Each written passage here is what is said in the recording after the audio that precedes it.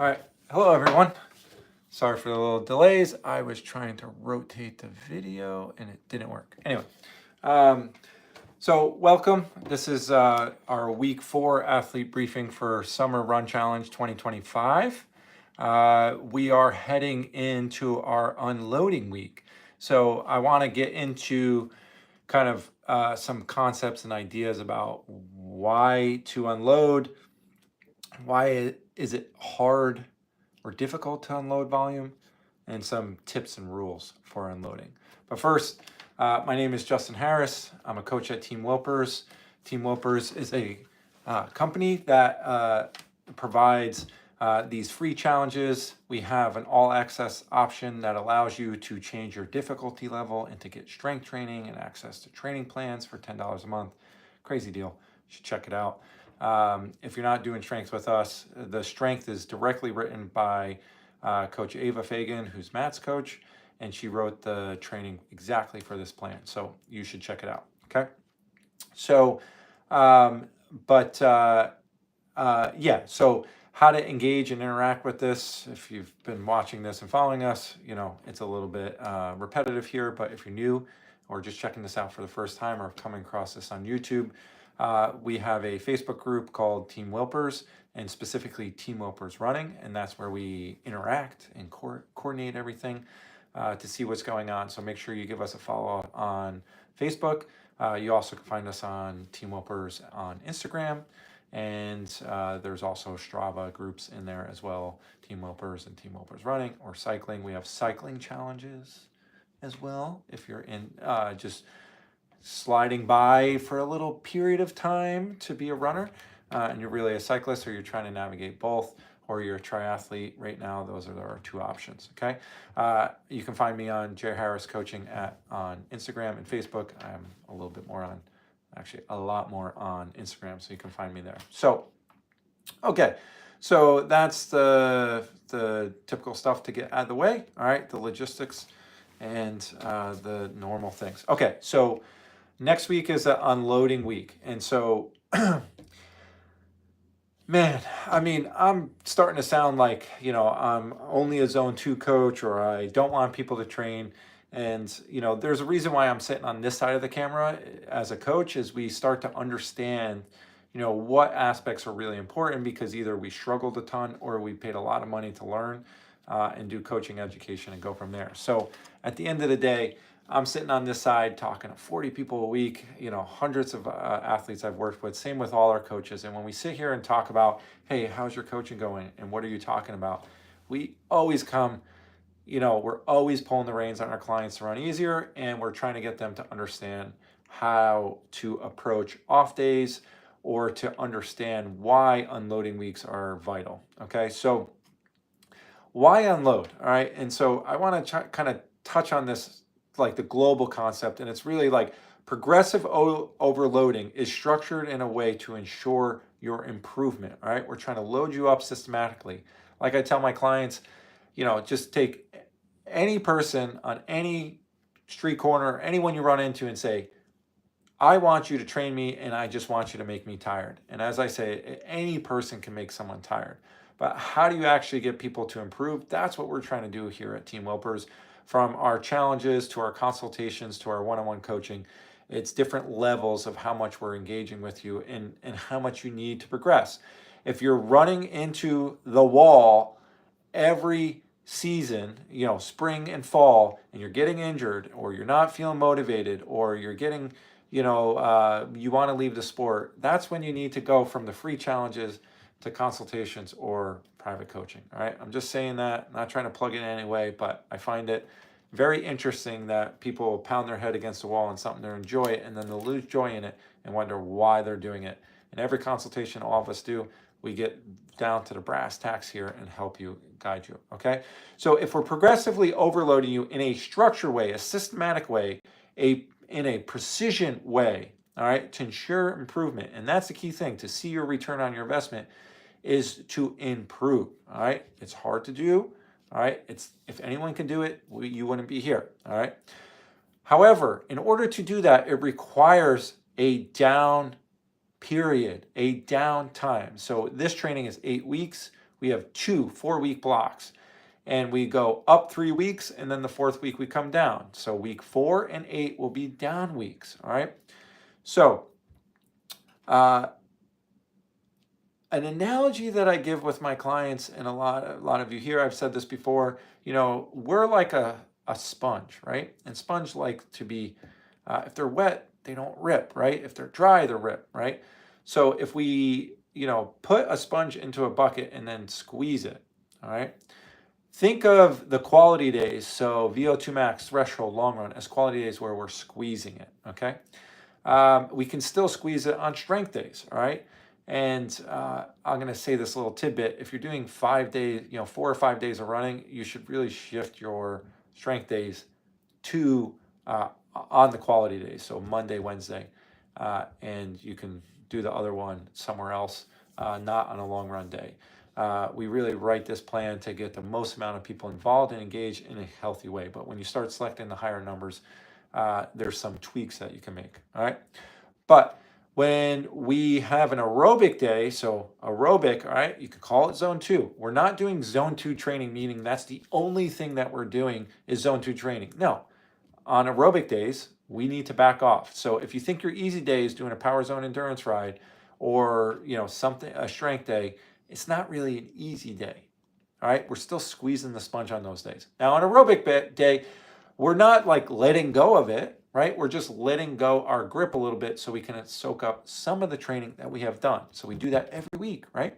So off days, we drop the sponge in the water. We need to soak up the training. And so training is not really about how hard you can go. Training is about how much can you absorb. So we'll get to these guys or the rings, right? Or rings, right?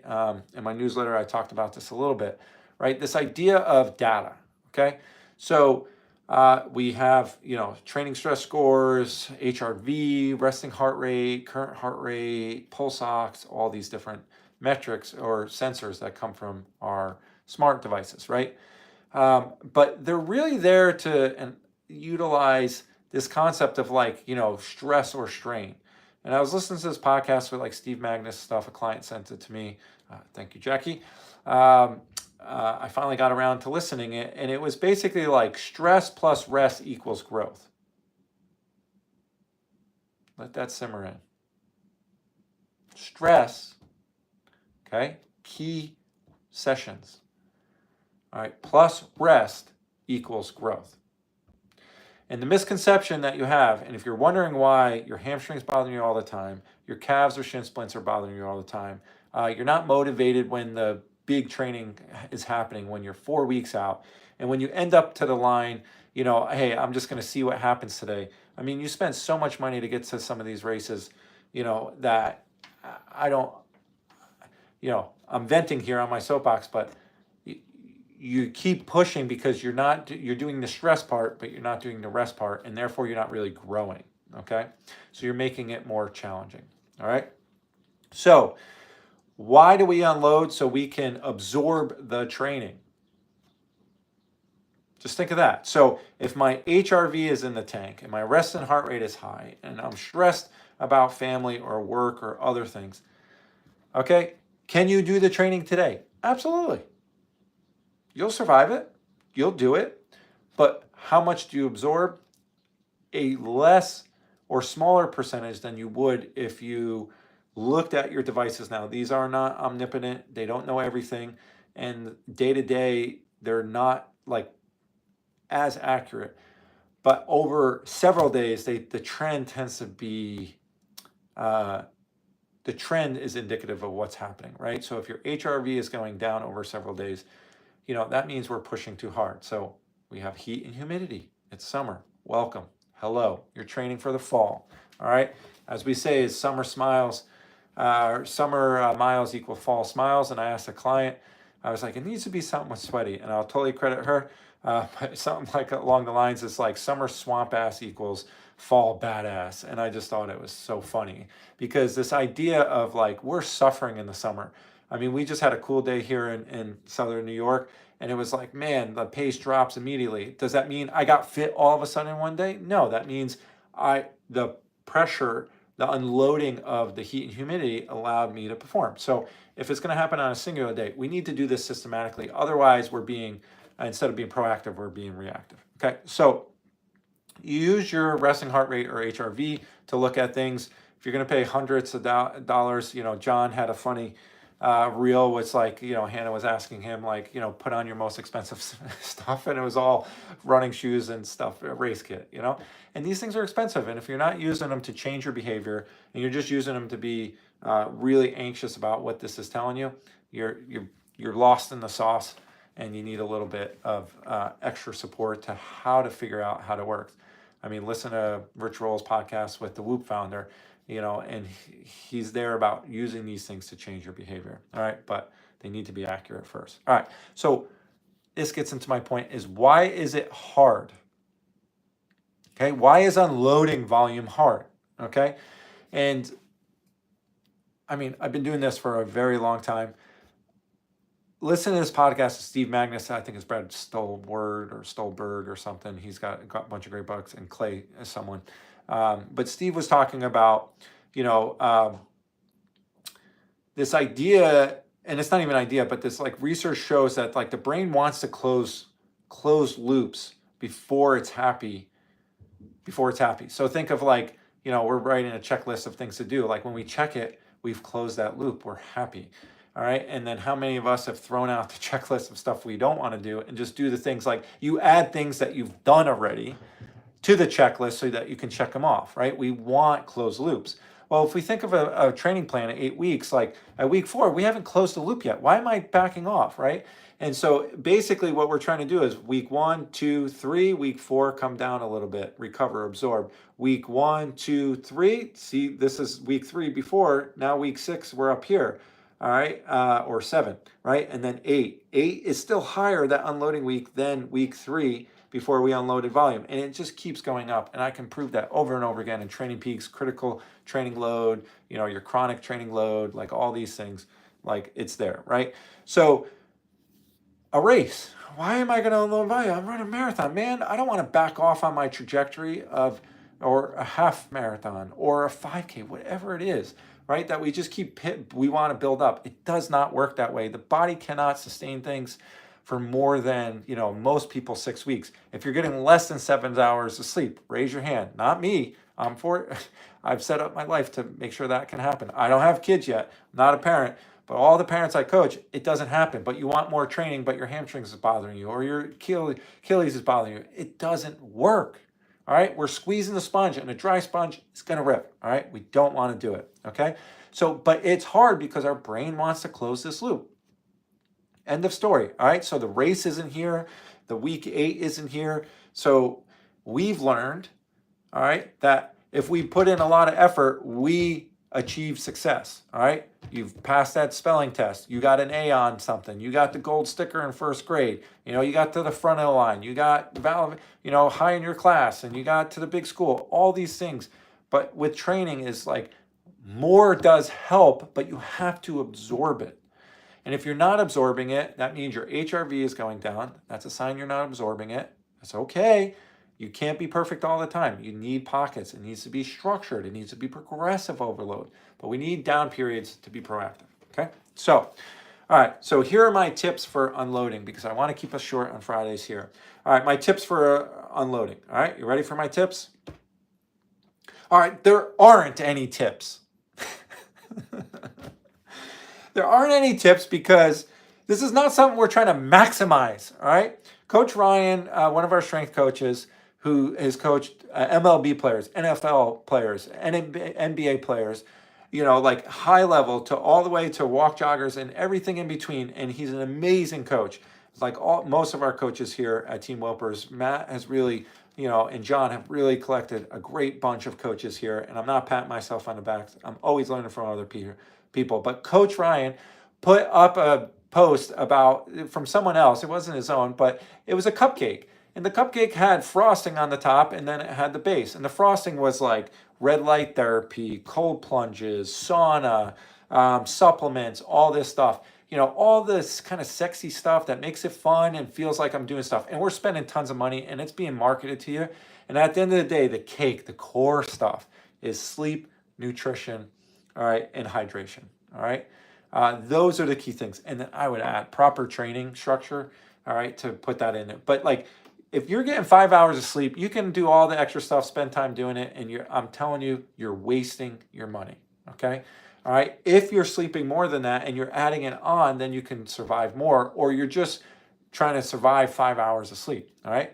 It happens, not 1 hour of sleep. I'm saying consistently, right? We can have a bad night of sleep and race the next day well. We can have bad HRV and race the next day or perform in a workout. These things are just not sustainable, hence the unloading week to get you to back off. And I'm very firm here, and I'm on my soapbox because this is the conversation I have with a lot of people here, and that's why I'm on this side of the camera, is because these things are really passionate to me because I want to see people be successful. Okay, so tips for unloading. Don't maximize this. This is not a thing to maximize, all right? There's influencers on there. There's people doing all this stuff. Watch how fast they run, all right? See how much they drop time. See how their clients do, all right? We'll see who wins here, all right? So back to the basics. Now, tips, not to maximize, but there are some rules we need to follow.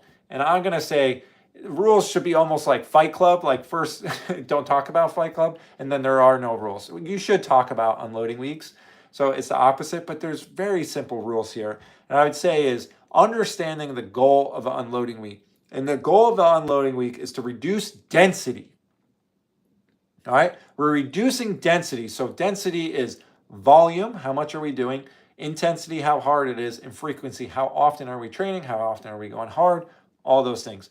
Those multiply into density. How dense is something, okay? So the goal of unloading week is to reduce density through a sole reduction in volume. Take an extra day off, all right?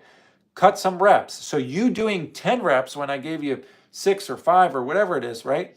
I forget it off the top of my head, all right? But the reduction in it, you didn't do better, you actually did worse for yourself. And in 3 weeks, you're going to be tired and you're going to wonder why, okay? Not Team Wilpers' problem, it's a you problem, all right? So why are you training when you're not supposed to be? So you got to deal with your insecurities. You got to look at, the training and see how it progresses, which is hard here, I understand, but you have to trust the process and you have to engage, all right? So the rule, our number one rule, and really the only rule, is the goal is to reduce density through volume, all right, being reduced. Leave intensity as it is. All right, so if I have volume here and intensity is up here because we're doing 5K stuff and the frequency training is here, all right, I want frequency to stay the same. Maybe we reduce it by taking one off day, but the intensity stays. And so if I take an extra off day or I reduce the amount of training I'm doing, all right, the volume gets reduced and so everything changes. Do not add more intensity to go harder because you're trying to get more out of it.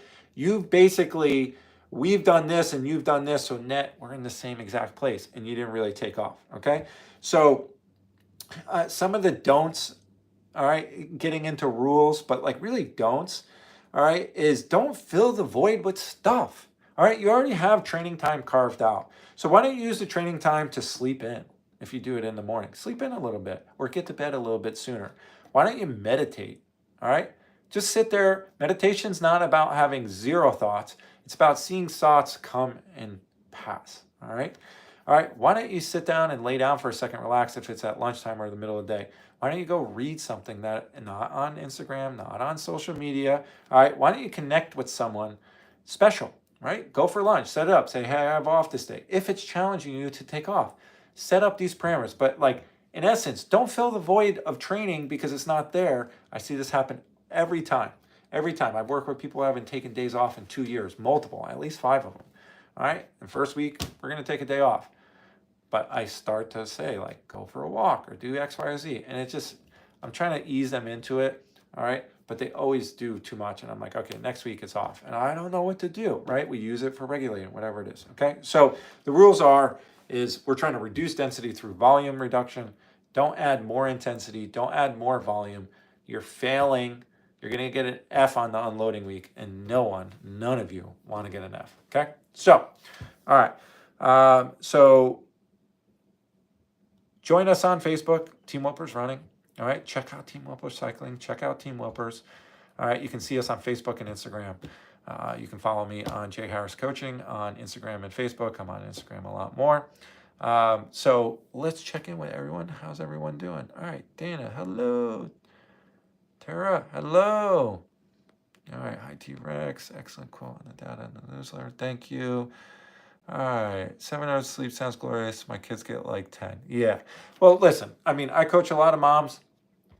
Sleep isn't always doable, but like, again, if we're to absorb the training, you can't ignore reality of what's happening. All right, Dana, and it's not just you, it's everyone else, right? So like, yeah, the priority is family, job, then training, often, or some other things. Figure out what your priority is. But with training is we can make some adjustments. So if I see over time, like for me, it's just walking upstairs, right? If I walk upstairs and I'm like, oh man, I'm always tired. Even in like peak shape, the best shape I've ever been in my life, when I ran 14:42 for 5K, when I went 9:03 for Ironman, I averaged, ridiculous, right? Still walking upstairs is tiring, but it's a check-in, all right? Or walking downstairs now these days. I feel like my knees after a long ride. I'm like, oh, okay, yeah. So I make adjustments. All right, tomorrow I have this. Let me ease into it and see how it goes. And oftentimes it works well. And we're going to talk about that on another time. But, reduce in density. But, yeah, the 7 hours of sleep sounds glorious. But at some point, I'm going to promise you, if you just keep cranking, you're going to crash. So, and it's not going to be at the time you want. You're just kicking the can down the road. And I'm not singling you out, Dana. This is everyone. All right. Yeah. So anyway, I hope you all enjoy your weekend. I hope for week 4 you listen to what's going on. And I'm going to challenge all you people who are on there is take this, when you see the link, go send this to 3 people. So, mention it, but send someone to listen to this that needs to hear it. We all have that friend that keeps training hard. Maybe they have a different coach. That's not Team Wilpers. That's okay. Send it to them. All right. And get them to understand that training is really about what you can absorb, not how much you can suffer. All right. Yes, we need to suffer in order to get better, but it's really about what we absorb. So there's pockets of time where we're doing a lot of training and things just are tough and we got to get through this. But if you bury yourself into the trenches, it's really hard to come out. And I've seen this at every level, even the Olympic level. They would do these big unloading or big blocks of training and bury people. It was called overreaching. And some of the athletes didn't come out of it for months because they just did too much. So anyway, yeah, you don't have to sleep. Dana brings up a good point. I just do rest. Yeah, it's just, I would argue that resting is not on your phone, but just to sit there, my aunt would always say, is just close your eyes and fall asleep. But, you got to watch someone and it's okay there. All right, we appreciate you. Thanks, Tira. And all right, so yeah, Allison, yeah, vacation on the beach. Awesome, good time to, yeah. So vacation for me is like with my one-on-one clients, and a lot of us, I shouldn't say a lot of us. Everyone has different philosophies, but if I know vacation's coming up, I'm loading you up before vacation, kicking your butt, so you're grateful for it, and we make that the unloading week, even if it's off cycle. And hey, get in some things. I don't want to have structured training. Go relax, go enjoy yourself. For me and my wife, it's wine, cocktails, sleeping in. I'm not doing much training. Maybe I'll go out for an easy run or easy ride, but it's my opportunity to pull back. And that's where creativity happens. That's where growth happens, is when after a stressful environment that we rest and reflect, and then we have growth. And it happens from an intellectual standpoint, a physical standpoint. So with all that said, you guys enjoy the summer.